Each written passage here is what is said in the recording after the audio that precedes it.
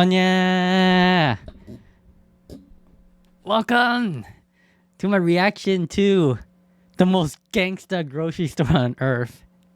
This is Costco.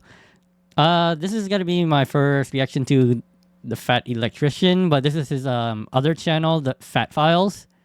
So I saw Costco and I'm like, how are you gonna make it more gangster than it already is? By the way, my head's blocking. It says $150 for a hot dog and a drink. And this also applies to Canadians. So by American standard, we get the hot dog and drink for like $1.25-ish. 20 cents. USD. So I'm gonna play the video. Ah yes, Costco, the only grocery store on the planet that makes almost no money from selling groceries, yet is somehow one of the most profitable grocery stores on the planet Almost no through money. nothing other than psychological tricks and magic. Today we're talking about Costco. We all know what Costco is because the members of Costco never shut up about Costco. Is it better for me to leave subtitles in my videos or just turn it off? Let me know. I just gotta leave it on in case you guys can't understand what he's saying. Costco. They're just out there in the world roaming around, non-ironically wearing clothing from Costco's in-house brand, Kirkland, desperately waiting for anybody to Kirkland's ask them good, what though. Kirkland is. It's so like the that they can no-name brand inform of and educate, grocery stores. preach the gospel to these non-believers that Kirkland is actually manufactured by name brand manufacturers and the products are cheaper and better than any other name brand product. And if that's not what they're up to, they're out there flashing their Costco membership card, trying to use it to get laid, and it's working a shocking amount of the time, apparently. And there's a good reason for that. I mean, with inflation and shit, if you show just like put in your dating profile app profile, I have a Costco card, and then you'll probably get some hits. Costco is selling all of its products. Damn, the chicken's only $5. I swear it's like 12 here in Canada. At a net zero. Don't quote me on that because I don't remember the price, but it was pretty. In fact, some of their it does items cost they even more. sell at a net loss, meaning the more they sell, the more money they lose. Yet somehow How? they still manage to pay all their employees well above their competitors and have a net profit of over $6 billion a year. And I'm going to explain how that's even possible right after a word from our sponsor. This video is brought to you by Rocket. I'm skipping sponsor here. So, Costco, our story begins in 1954 with a man by the name of Saul Price who convinces his mother-in-law to buy a warehouse as an investment property. However, mother-in-law wasn't a commercial real estate mogul and had no idea what to do with this warehouse, so Saul Price is like, you know what, fine, I'll rent the warehouse from you and I'll put a business inside of it. Don't know what it's going to be yet, but I'll figure it out. He then stumbles across a brilliant business known as Fedco, which is essentially a large in-bulk grocery store that offers very, very cheap groceries to its members, and the only way that you could be a member of Fedco was to work for the federal government. So Saul Price approaches Fedco and is like, hey, you guys have a great business model. I've got a big empty warehouse. Let's partner together. We'll make this a Fedco also. It'll be great. Fedco is like, nah, we're good. At which point Saul Price is like, okay, that's fine. Well, I'm just going to steal your business model because you can't patent selling groceries at a discount to members. So I'm going to open up my own equivalent of your store called FedMart. The only difference is instead of selling groceries cheap to members, I'm going to sell groceries probably have to like probably have to get rid of the Fed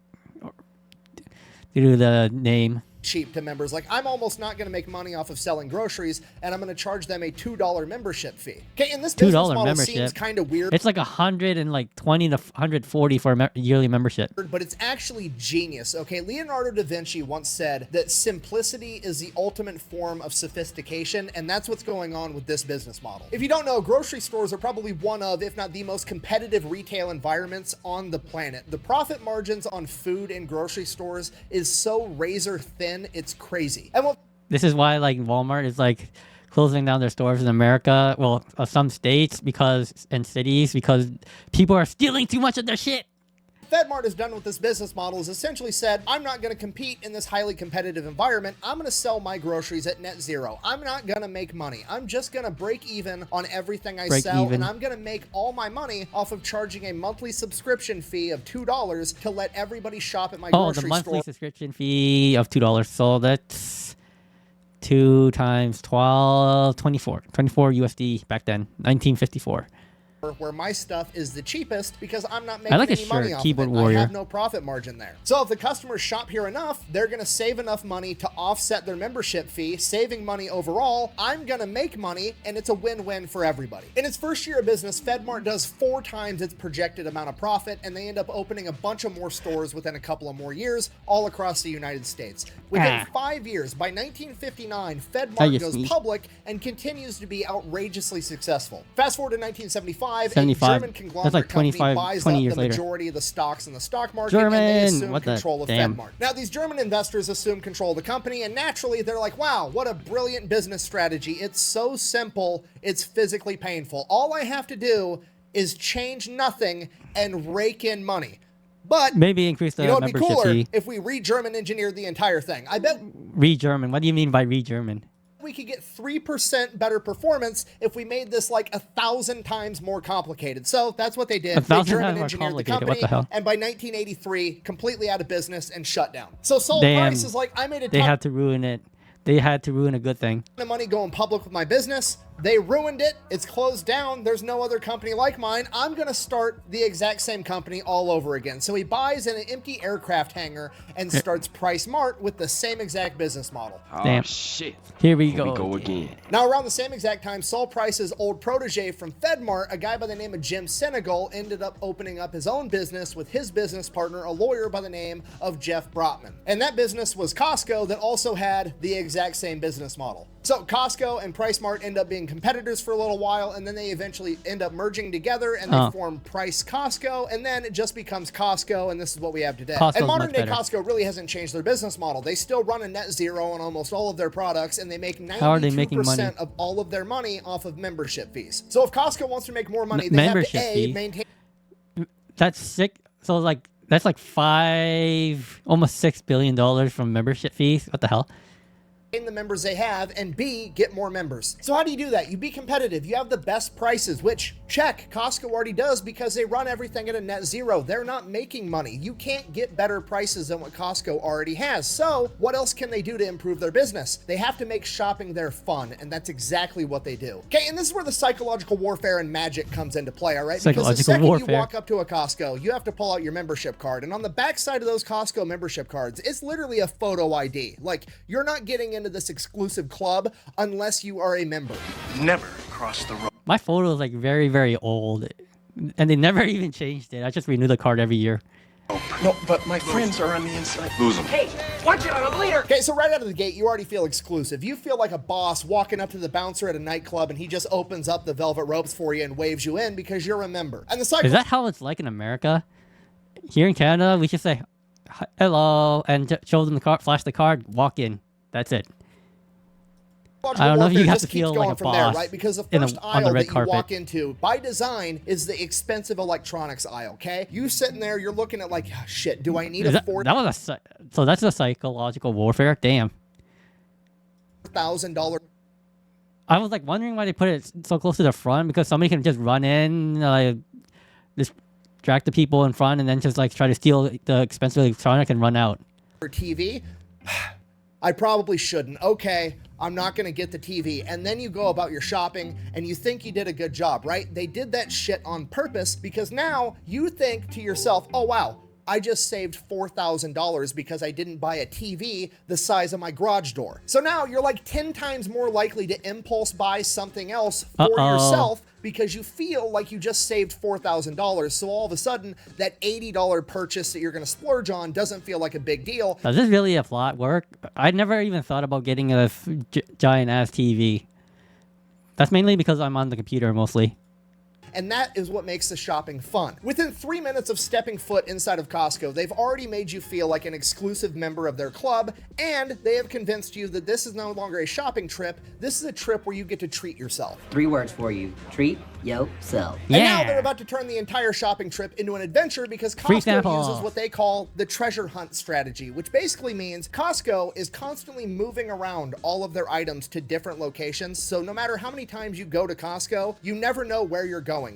I thought that was because they wanted to make the employees work harder and make them suffer a little bit because they got it too good compared to everywhere else. Okay, that's a joke.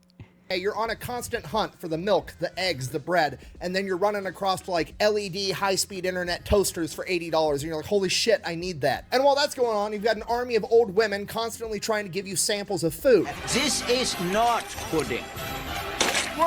And while that's going Eggnog. on, there's no lull in the action. There's never a delay in the adventure that you're having because Costco doesn't have very many items, okay? Costco, on average, has about 3,700 different items available in one of their stores compared to like 37. That's a lot. If you look at the numbers, but it doesn't seem like a lot, but holy crap, 50,000. But then Walmart has everything. Walmart that I wonder has how over much Target has. 50,000. Okay, this means there's no choices to be made, right? A normal grocery store has an entire aisle of 700 different types of salad dressing. You know what Costco has? 700 salad dressing. Damn. Has a fucking pyramid of ranch. It looks like you're getting pyramid the of ranch. ranch, huh? Keep the adventure moving. Huh, but I like having a lot of options. But no, you don't. I know you think you like options, but you don't. People's actions say otherwise. Almost nobody appreciates having options. Watch this, I'll prove it to you. I'm gonna call my wife and I'm gonna very tactfully give her 0 options about Uh-oh, he's in trouble. where we're gonna go to lunch today, and then I'm gonna call her tomorrow and I'll edit it in, and I'm gonna give her all the options in the world, and we're gonna see which one she actually prefers. Hello. Hey, guess where I'm taking you for lunch? Where? Mexican restaurant. Okay. Ooh, okay. I'll be ready in 15 minutes. All right, love you. Love you, bye. See you in 24 hours. 24 hours.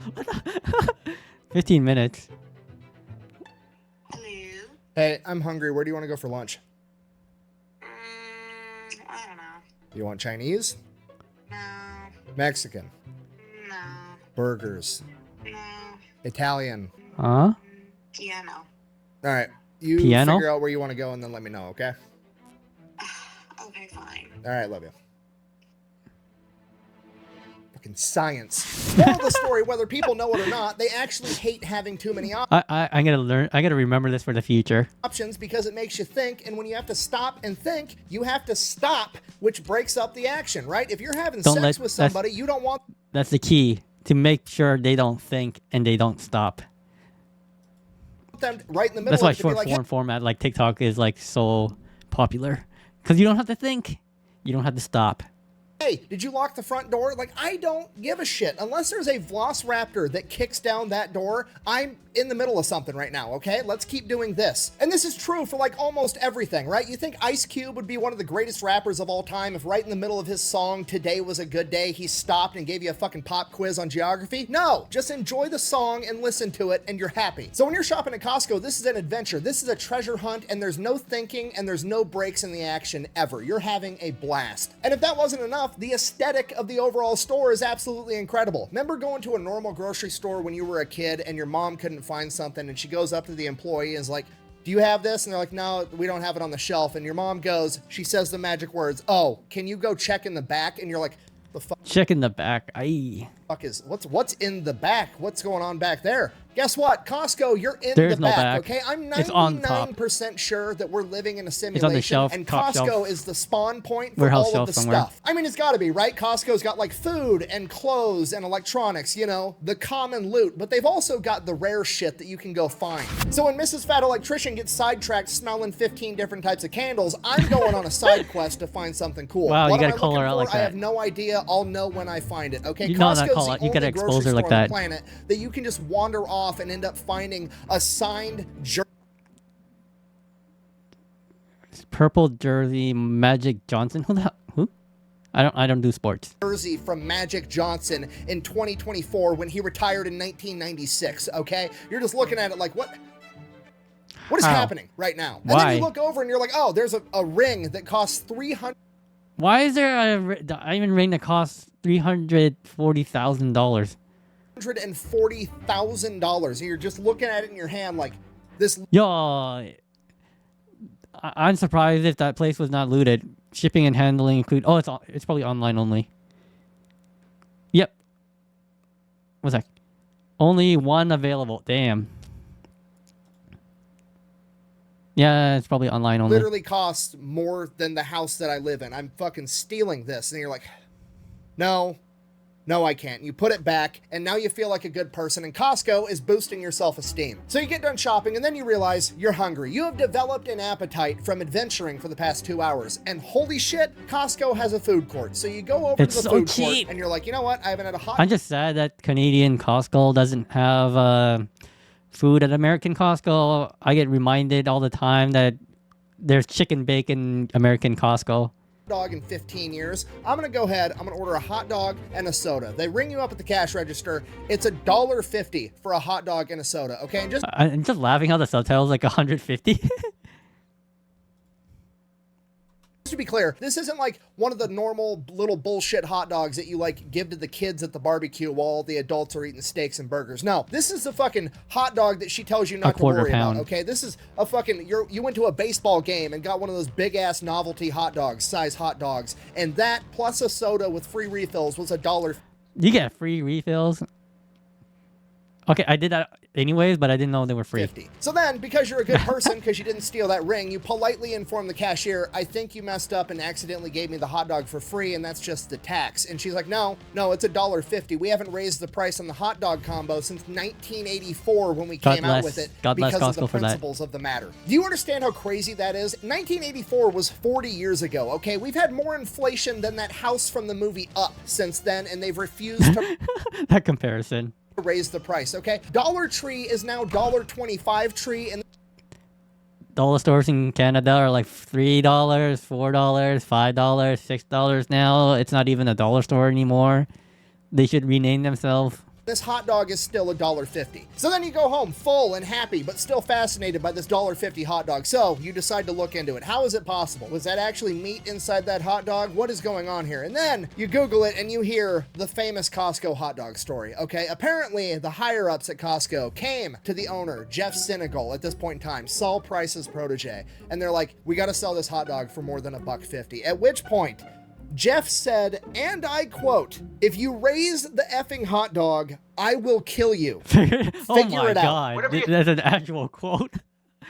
Thinking you better think again, otherwise I'm gonna have to head down there and I will rain down an ungodly fucking firestorm upon you. I am talking scorched earth, motherfucker. I will massacre I'm gonna you. get demonetized for I will that. fuck you up. I'm getting demonetized for that. They figured it out in what is probably the most gangster way possible, right? They didn't want to sacrifice the quality of the hot dogs and have just horrible hot dogs. So they're like, you know what? The only thing we can do is to build our own hot dog manufacturing facility, and one of them's not going to be enough. We're going to build two of them, one in LA and one in Chicago, and then we can control the price of hot dogs. And this Okay, I'm in Canada. Are hot dogs from America, or they have a warehouse factory in Canada? figure it out attitude doesn't just stop at the hot dogs. When Costco wants something done, they get it done, okay? Here's another example. They wanted to build a new Costco in LA. And here's the problem with that. Getting anything done in the state of California, especially a major city like LA, is an absolute nightmare. California is not rated very well as far as being business friendly goes, and it just takes forever to get anything done, right? You want to put up a new building, you got to have environmental impact studies, all this other bullshit. You got to pay a bunch in fees. It's just a complete nightmare. It's the same thing here in Canada. The bureaucracy is just really, really bad with building infrastructure, housing, and everything.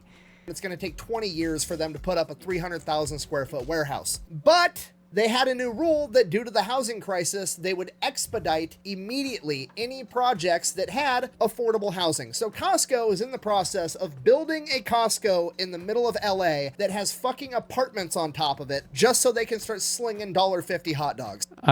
Is that real in LA? There's a Costco and a building on top of it? In conclusion, Costco is the most gangster grocery store on the planet. Their slogans are, do the right thing, and more is more, and that about covers it. Thank you for watching. Best way to support the channel is go buy some merch over at thefatelectrician.com. And I'm really digging, well, not the from I now want the until shirt. August 30th, Warhead.